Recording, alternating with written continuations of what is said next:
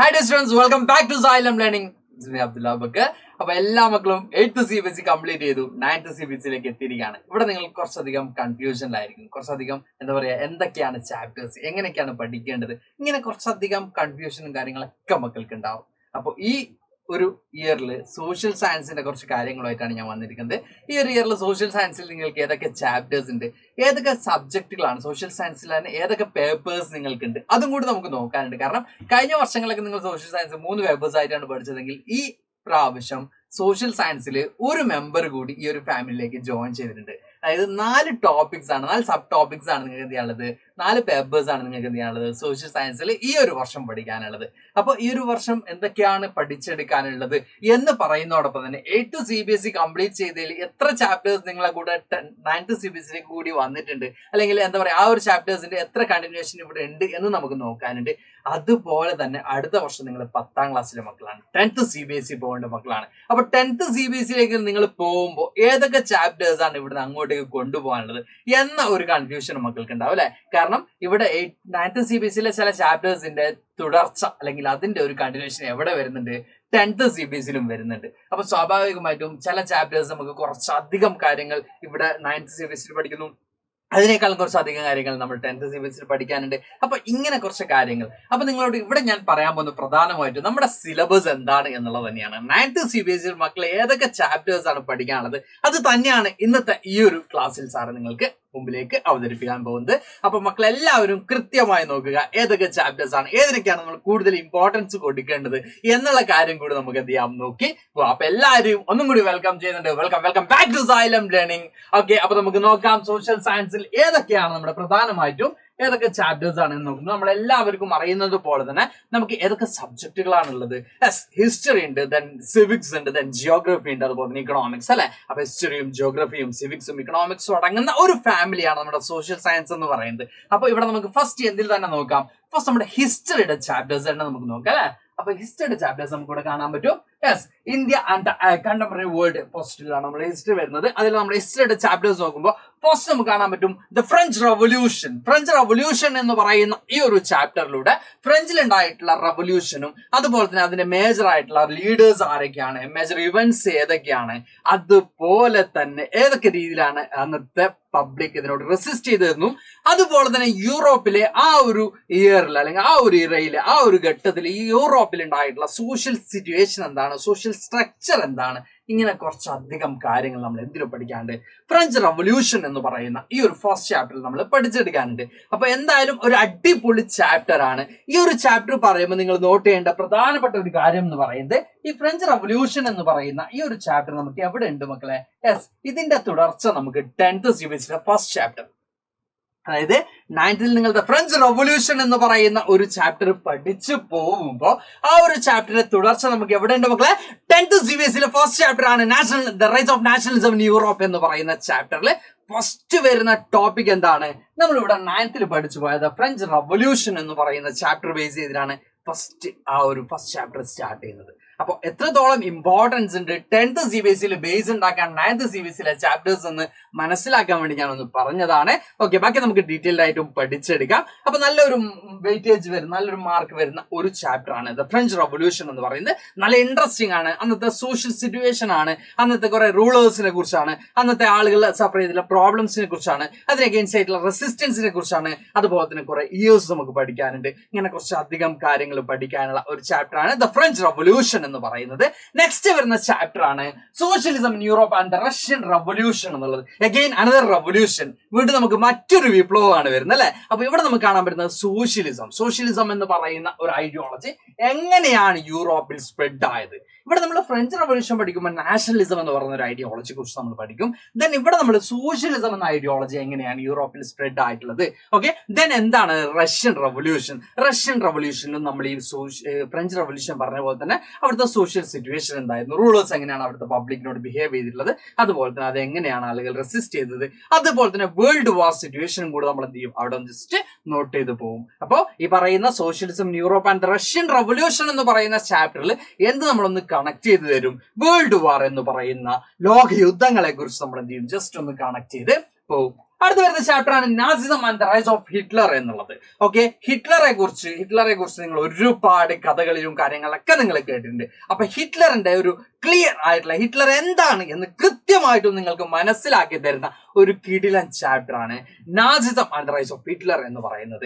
ഈ ഒരു ചാപ്റ്ററിലൂടെ പ്രത്യേകത എന്ന് പറയുന്നത് കൃത്യമായിട്ടും വേൾഡ് വാറിലേക്ക് എങ്ങനെയാണ് നാസിസം എന്ന് പറയുന്ന ഐഡിയോളജി ചെന്നെത്തിച്ചത് എന്നുള്ളതും, 1ഉം 2ഉം ലോകയുദ്ധങ്ങളിൽ ഈ നാസിസത്തിനുള്ള റോൾ എന്താണെന്നുള്ളതും കൃത്യമായിട്ട് നമുക്ക് എന്ത് ചെയ്യാനുണ്ട്, ആ ഒരു ചാപ്റ്റർ പഠിക്കാനുണ്ട്. അപ്പൊ നാസിസം എന്ന് പറയുന്ന ഒരു ഐഡിയോളജി ജനിക്കാൻ അല്ലെങ്കിൽ അങ്ങനത്തെ ഐഡിയോളജി ആളുകളിലേക്ക് എത്താൻ കാരണമായിട്ടുള്ള ഫസ്റ്റ് വേൾഡ് വാറും ദെൻ സെക്കൻഡ് വേൾഡ് വാറിന് കാരണമായിട്ടുള്ള ഈ ഒരു ഐഡിയോളജിയും, ഇങ്ങനെ കുറച്ചധികം കാര്യങ്ങളാണ് നമ്മൾ ആ ഒരു ചാപ്റ്റർ പഠിക്കാനുള്ളത്. കിടിലൻ ചാപ്റ്റർ തന്നെയാണ്.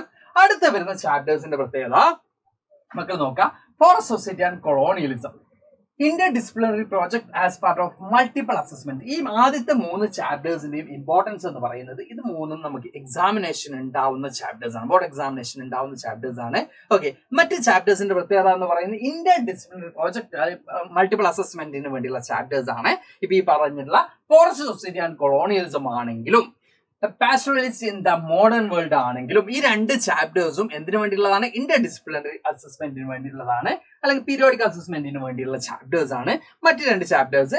അതിൽ ഫോറസ്റ്റ് സൊസൈറ്റി ആൻഡ് കൊളോണിയലിസം എന്ന് പറയുന്ന ചാപ്റ്ററിൽ കോളനി വൽക്കരണം അല്ലെങ്കിൽ ബ്രിട്ടീഷേഴ്സിന്റെ കോളനി റൂൾ എങ്ങനെയാണ് ഫോറസ്റ്റ് സൊസൈറ്റി ഏതൊക്കെ രീതിയിലാണ് എഫക്ട് ചെയ്തിട്ടുള്ളത്, അത് നിങ്ങൾ 8ൽ പഠിച്ചിട്ടുള്ള ഒരു ചാപ്റ്ററിന്റെ തുടർച്ചയാണ്. ഓക്കെ, ബിർസ മുണ്ടയെ കുറിച്ചൊക്കെ നിങ്ങൾ പഠിച്ചിട്ടുണ്ട്.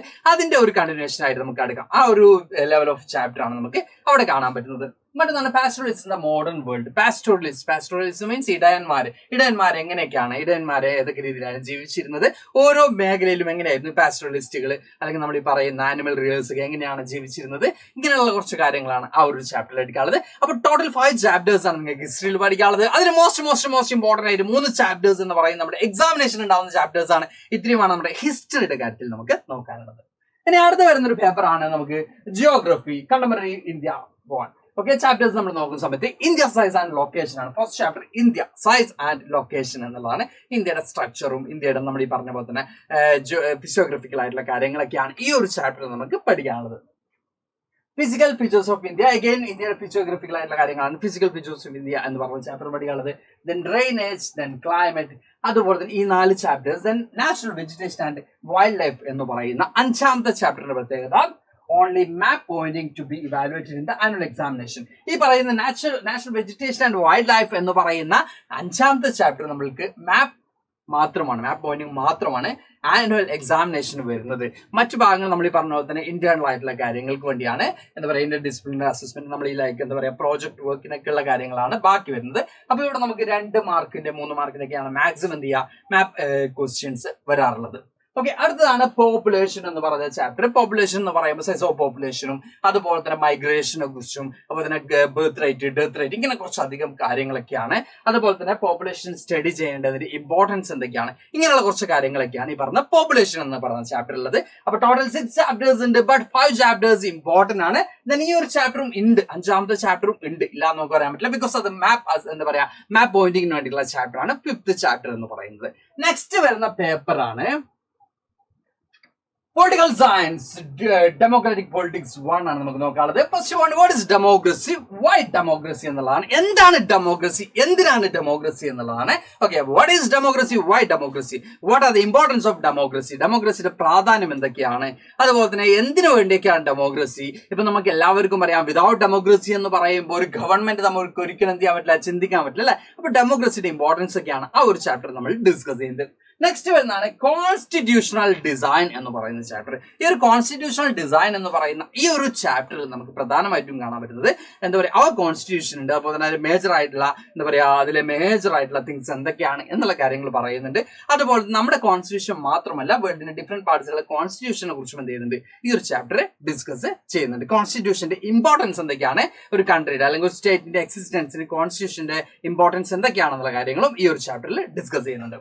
നെക്സ്റ്റ് വൺ ഇലക്ടോറൽ പൊളിറ്റിക്സ് ആണ്. ഇലക്ടോറൽ പൊളിറ്റിക്സ് എന്ന് പറയുന്ന ഈ ഒരു ചാപ്റ്ററിൽ what are the importance of election എന്നുള്ളത് തന്നെയാണ് പ്രധാനമായിട്ടും പറയുന്നത്.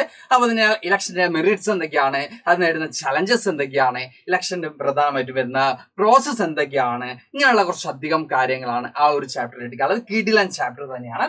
നെക്സ്റ്റ് വരുന്നത് working of institutions. Working of institutions എന്ന് പറയുമ്പോൾ നമ്മുടെ ഇവിടെയുള്ള different types of institutions, judiciary, അതുപോലെ എക്സിക്യൂട്ടീവ്, അതുപോലെ ലെജിസ്ലേച്ചർ, ഇങ്ങനെ കുറച്ച് കാര്യങ്ങളെയും അതിന്റെ ഇമ്പോർട്ടൻസിനെ കുറിച്ചൊക്കെയാണ് ഈ ഒരു ചാപ്റ്ററിൽ പഠിക്കുന്നത്. അപ്പോൾ ഗവൺമെന്റിന്റെ എന്താ പറയുക പ്രധാനമായിട്ടുള്ള ഇൻസ്റ്റിറ്റ്യൂഷൻസിനെ കുറിച്ചാണ് ആ ഒരു ചാപ്റ്റർ നമുക്ക് ഡിസ്കസ് ചെയ്യാനുള്ളത്. നെക്സ്റ്റ് വൺ ഡെമോക്രാറ്റിക് റൈറ്റ്സിനെ കുറിച്ചാണ്. നമ്മുടെ ഡെമോക്രാറ്റിക് റൈറ്റ്സ് എന്ന് പറയുമ്പോൾ ഡിഫറെന്റ് ടൈപ്സ് ഓഫ് റൈറ്റ്സ് നമുക്കുണ്ട്. ആ റൈറ്റ്സിന്റെ ഇമ്പോർട്ടൻസ് എന്തൊക്കെയാണ്, ഡെമോക്രസിയുടെ ഇമ്പോർട്ടൻസ് എന്തൊക്കെയാണെന്നും കൂടി ആ ഒരു ചാപ്റ്ററിൽ നമുക്ക് ഡിസ്കസ് ചെയ്യാനുണ്ട്. അങ്ങനെ ടോട്ടൽ 5 ചാപ്റ്റേഴ്സ് ആണ് പൊളിറ്റിക്കൽ സയൻസിൽ നമുക്ക് പഠിച്ചെടുക്കാനുള്ളത്. നമുക്ക് ആലോചിച്ച് നോക്കി, ഫസ്റ്റ് നമ്മൾ എന്ത് പറഞ്ഞു, 5 ചാപ്റ്റേഴ്സ് പറഞ്ഞു. അതിൽ 2 ചാപ്റ്റേഴ്സിന്റെ ഇമ്പോർട്ടൻസ് ഒക്കെ ഞാൻ പറഞ്ഞു. ദെൻ 5 ചാപ്റ്റേഴ്സ് നമ്മൾ പറഞ്ഞു. ദെൻ അഗൈൻ ജിയോഗ്രഫിയിൽ 6 ചാപ്റ്റേഴ്സ് പറഞ്ഞു. ദെൻ ഇവിടെ വീണ്ടും എത്ര വന്നിട്ടുണ്ട്, 5 ചാപ്റ്റേഴ്സ് നമുക്ക് വന്നിട്ടുണ്ട്. ഇനി വരുന്ന ഒരു അതിഥി കൂടിയുണ്ട് അല്ലെ. യെസ്, കുറെ കാലത്തിന് ശേഷം നിങ്ങളുടെ അടുത്തേക്ക് വന്നിട്ടുള്ള അതിഥി ആരാണെന്ന് നമുക്ക് നോക്കാനുണ്ട്. ഓക്കെ, ഇക്കണോമിക്സ് ആണ് അവിടെ വന്നിട്ടുള്ളത്. ഇക്കണോമിക്സ് എന്ന് പറയുന്ന ഒരു പുതിയ പേപ്പർ കൂടി നിങ്ങളുടെ മുമ്പിലേക്ക് വരുന്നുണ്ട്. അപ്പൊ ഇക്കണോമിക്സിനെ കുറിച്ച് പറയുമ്പോൾ നിങ്ങൾ ഇതുവരെ പഠിച്ചിട്ടില്ലാത്ത ഒരു ഭാഗം എന്ന് നമ്മൾ കംപ്ലീറ്റ് ആയിട്ടും പറയുന്നില്ല. കാരണം ഇതിനൊക്കെ ബേസ് സോഷ്യൽ സയൻസിൽ എല്ലാ ചാപ്റ്റേഴ്സിലും നമുക്ക് ഇതിനൊക്കെ ഒരു ബേസ് വരാറുണ്ട്, അല്ലെങ്കിൽ എല്ലാ പേപ്പേഴ്സിലും ഇതിനൊക്കെ ഒരു ബേസും കാര്യങ്ങളൊക്കെ വരാറുണ്ട്. ബട്ട് ഇക്കണോമിക്സ് ഒരു സെപ്പറേറ്റ് പേപ്പർ ആയിട്ട് നിങ്ങളുടെ മുമ്പിലേക്ക് വരുമ്പോൾ first one the story of village Palampur. Village പാലംപൂരിന്റെ സ്റ്റോറിയാണ് നമുക്ക് ഇവിടെ കാണാൻ പറ്റുന്നത്. അത് to be part of periodic assessment only ആണ് നമുക്ക് ഇവിടെ കാണാൻ പറ്റുന്നത്. പീരിയോഡിക് അസസ്മെന്റ് പാർട്ട് ആയിട്ടാണ് ഈ പറഞ്ഞ ഫസ്റ്റ് ചാപ്റ്റർ വരുന്നത്. പീരിയോഡിക് അസസ്മെന്റ് എന്ന് പറയുമ്പോൾ ചാപ്റ്റർ പഠിച്ചു പോകണം, പ്രോജക്ട് വർക്കും അങ്ങനെയുള്ള കുറച്ച് കാര്യങ്ങളൊക്കെ ആ ഒരു ചാപ്റ്റർ ഡിപെൻഡ് ചെയ്തിട്ടുണ്ടാവും. ബട്ട് ആനുവൽ എക്സാമിനേഷൻ നിങ്ങൾക്ക് ആ ഒരു ചാപ്റ്റർ അത്ര ഇമ്പോർട്ടന്റ് അല്ല എന്നുള്ളതാണ് ഉദ്ദേശിക്കുന്നത്. ദെൻ പീപ്പിൾ ആസ് റിസോഴ്സ് എന്ന് പറയുന്ന ചാപ്റ്ററും challenge, then food security in India. ഇങ്ങനെ ടോട്ടൽ 4 ചാപ്റ്റേഴ്സ് ആണ് നമുക്ക് ഇവിടെ വരുന്നത്. അപ്പൊ ടോട്ടൽ നിങ്ങൾ ആലോചിച്ച് നോക്കുക, 5, 6, 5, then 4, then 20 ചാപ്റ്റേഴ്സ് ആണ് ടോട്ടൽ ഉള്ളത്. അതിലൊരു 4-5 ചാപ്റ്റേഴ്സോളം എന്താണ് പീരിയോഡിക് അസസ്മെന്റ് ഓൺലി ആണ്. ദെൻ 15ഓളം ചാപ്റ്റേഴ്സ് ആണ് നിങ്ങൾക്ക് പഠിച്ചെടുക്കാനുള്ളത്. നിങ്ങളിപ്പോ ചെറുതായിട്ടൊന്ന് കൺഫ്യൂസ്ഡ് ആയിരിക്കും, കാരണം ഇത്രയും അധികം ചാപ്റ്റേഴ്സ് പഠിച്ചെടുക്കണോ എന്ന് പറയുന്ന ഒരു കൺഫ്യൂഷനിലേക്ക് നിങ്ങൾ എത്തിയിരിക്കാം. അതേസമയം തന്നെ ഞാൻ ഒരു കാര്യം കൂടി നിങ്ങൾ ഓർമ്മിക്കുകയാണ്. 8ാം ക്ലാസ് CBSE പഠിക്കുമ്പോൾ നിങ്ങൾക്കറിയാം ഹിസ്റ്ററിയിൽ തന്നെ ലോഡ്സ് ഓഫ് ചാപ്റ്റേഴ്സ് നിങ്ങൾക്ക് ഉണ്ടായിരുന്നു. ബട്ട് ആനുവൽ എക്സാമിനേഷനിലേക്ക് വരുമ്പോൾ അതിൽ കുറെ അധികം ചാപ്റ്റേഴ്സ് നിങ്ങൾക്ക് ഒഴിവായി കിട്ടിയിരുന്നു. പക്ഷെ ഇവിടെ അങ്ങനെയല്ല. ഇവിടെ നമുക്ക് കൃത്യമായിട്ടും കാണാൻ പറ്റും ഇവിടെ എന്തൊക്കെയാണോ ചാപ്റ്റേഴ്സ് ഇവിടെ ഒഴിവാക്കിയിട്ടുള്ളത് അത്ര ചാപ്റ്റേഴ്സ് മാത്രമേ നിങ്ങൾക്ക് ഒഴിവാവുള്ളൂ. അല്ലെങ്കിൽ ഏതൊക്കെ ചാപ്റ്റേഴ്സ് ആണോ ആനുവൽ എക്സാമിനേഷൻ ഇല്ലാത്തത് എന്ന് ഇവിടെ മെൻഷൻ ചെയ്തിട്ടുണ്ടോ അത് മാത്രമേ ഇല്ലാതാവുള്ളൂ. ബാക്കി ചാപ്റ്റേഴ്സ് ഒക്കെ നിങ്ങൾ പഠിച്ചു പോയേ പറ്റുള്ളൂ.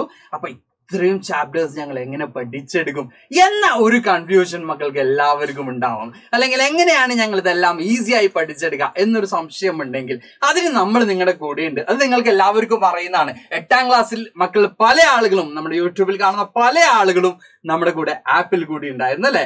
ഓക്കെ, അപ്പൊ നമ്മുടെ യോധ ബാച്ചിൽ ഉണ്ടായിരുന്നതാണ്. അപ്പൊ ആ യോധ ബാച്ചിൽ ഉണ്ടായിരുന്ന എല്ലാ മക്കളെയും ഞാൻ വെൽക്കം ചെയ്യാണ് നമ്മുടെ 9th CBSE ബാച്ചായിട്ടുള്ള നിഞ്ച ബാച്ചിലേക്ക്. അപ്പൊ ഇത്രയും ചാപ്റ്റേഴ്സും അതുപോലെ തന്നെ ഇത്രയും പേപ്പേഴ്സും ഇത്രയും കൺഫ്യൂസ്ഡ് ആയിട്ടുള്ള ടോപ്പിക്സും ഞങ്ങൾ എങ്ങനെ പഠിച്ചെടുക്കും എന്ന ഒരു സംശയം മക്കൾക്ക് വേണ്ട.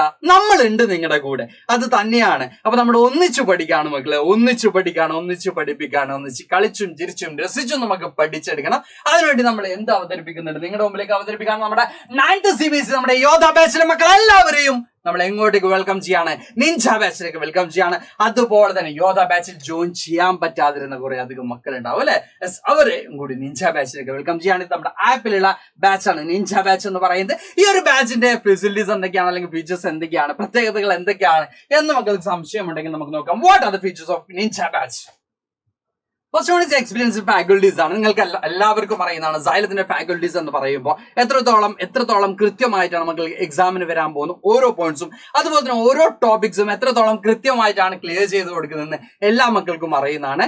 അപ്പോൾ ഇവിടെ നമ്മൾ കൃത്യമായിട്ടും നിങ്ങൾ ആരൊക്കെയാണോ യൂട്യൂബിൽ കാണുന്നത് അതേ ഫാക്കൽറ്റീസ് തന്നെ നിങ്ങൾക്ക് എവിടെയും ക്ലാസ് എടുക്കുന്നതാണ്, ആപ്പിലും ക്ലാസ് എടുക്കുന്നതാണ്. പിന്നെയോ recorded and live classes, recorded plus live classes. ഇവിടെ നിങ്ങൾ നോക്കേണ്ട പ്രധാനപ്പെട്ട ഒരു കാര്യം എന്ന് പറയുന്നത് നിങ്ങളുടെ സ്കൂളിൽ ഈ ചാപ്റ്റേഴ്സ് കവർ ചെയ്യുന്നതിന് മുമ്പ് തന്നെ നമ്മൾ ലൈവ് ക്ലാസ്സസ് ത്രൂ എന്ത് ചെയ്യും, ഈ ചാപ്റ്റേഴ്സ് ഒക്കെ കവർ ചെയ്യും എന്നുള്ളതാണ്. അതുകൊണ്ട് തന്നെ നമ്മുടെ എന്താണ് ഇപ്പൊ നമ്മൾ കമ്പാരിസൺ നടത്തുന്ന സമയത്ത് യൂട്യൂബിൽ മക്കൾ കൂടുതലും ഡിപ്പെൻഡ് ചെയ്യുന്നത് എക്സാം ഓറിയന്റഡ് ആയിട്ടുള്ള കാര്യങ്ങൾക്കായിരിക്കാം. ബട്ട് ഇവിടെ നമ്മൾ എന്ത് ചെയ്യും, നിങ്ങളെ സ്കൂളിലെ ഓരോ ക്ലാസ്സസ് കഴിയുന്നതിന് മുമ്പ് തന്നെ, ഓരോ ചാപ്റ്റേഴ്സും കഴിയുന്നതിന് മുമ്പ് തന്നെ നമ്മുടെ ലൈവ് ക്ലാസ്സസിലൂടെ മക്കൾ ആ ഒരു ചാപ്റ്റേഴ്സ് പഠിച്ചിട്ടുണ്ടാവും. തന്നെ സ്കൂളിൽ ക്ലാസ് എടുക്കുമ്പോൾ കുറച്ചും കൂടി ഈസി ആയിരിക്കും, കുറച്ചും കൂടി കാര്യങ്ങൾ കേട്ടതായിരിക്കും നിങ്ങൾ. അതുകൊണ്ട് തന്നെ നിങ്ങൾക്ക് എന്ത് ചെയ്യാൻ പറ്റും, ടീച്ചേഴ്സ് ഒക്കെ ചോദിക്കുന്നതിന് മുമ്പ് തന്നെ ആൻസർ പറയാൻ പറ്റും. അപ്പോൾ ലൈവ് ക്ലാസ്സസും റെക്കോർഡഡ് ക്ലാസ്സസും അവിടെ ഉണ്ട്. അതുപോലെ തന്നെ ഡൗട്ട് ക്ലാരിഫിക്കേഷൻ, മോസ്റ്റ് ഇമ്പോർട്ടന്റ് ആണ്. നിങ്ങൾ കൃത്യമായിട്ടും ആപ്പിൽ അതിലുള്ള ഫെസിലിറ്റീസ് ഉണ്ട്, ഡൗട്ട് ക്ലാരിഫിക്കേഷൻ സെഷൻ തന്നെ ഉണ്ടാവുന്നതാണ്. അപ്പൊ മക്കൾ എന്താണോ നിങ്ങളുടെ ഡൗട്ട്സ് അവിടെ എന്ത് ചെയ്യാം, നിങ്ങൾക്കത് എന്ത് ചെയ്യാം, എന്താണോ നിങ്ങളുടെ ഡൗട്ട്സ് അത് അഡ്രസ് ചെയ്യാനും അതിനുള്ള കൃത്യമായിട്ടുള്ള ക്ലാരിഫിക്കേഷൻ നമ്മൾ തരുന്നതാണ്. അപ്പൊ ഏറ്റവും ഇമ്പോർട്ടന്റ് അത് തന്നെയാണ്. ബിക്കോസ് നമ്മൾ യൂട്യൂബിൽ പലപ്പോഴും മക്കൾക്ക് പറ്റാതിരിക്കുന്ന ഒരു കാര്യം എന്ന് പറയുന്നത് എല്ലാ കോമന്റ്സും നമുക്ക് വായിക്കാൻ പറ്റണമെന്നില്ല. അപ്പൊ ചിലപ്പോഴെങ്കിലും നമ്മൾ എന്ത് ചെയ്യാം, ചില ക്വസ്റ്റ്യൻ ചില ഡൗട്ട്സ് ചിലപ്പോൾ ക്ലിയർ ചെയ്യാൻ പറ്റുന്ന സിറ്റുവേഷൻ വന്നേക്കാം. ബട്ട് ഇവിടെ നമുക്ക് എന്ത് ചെയ്യാൻ പറ്റും, കൃത്യമായിട്ടുള്ള എന്തുണ്ട് ഡൗട്ട് ക്ലാരിഫിക്കേഷൻ സെഷൻസ് തന്നെ മക്കൾക്ക് വേണ്ടി നമ്മളിവിടെ അവതരിപ്പിക്കുന്നുണ്ട്.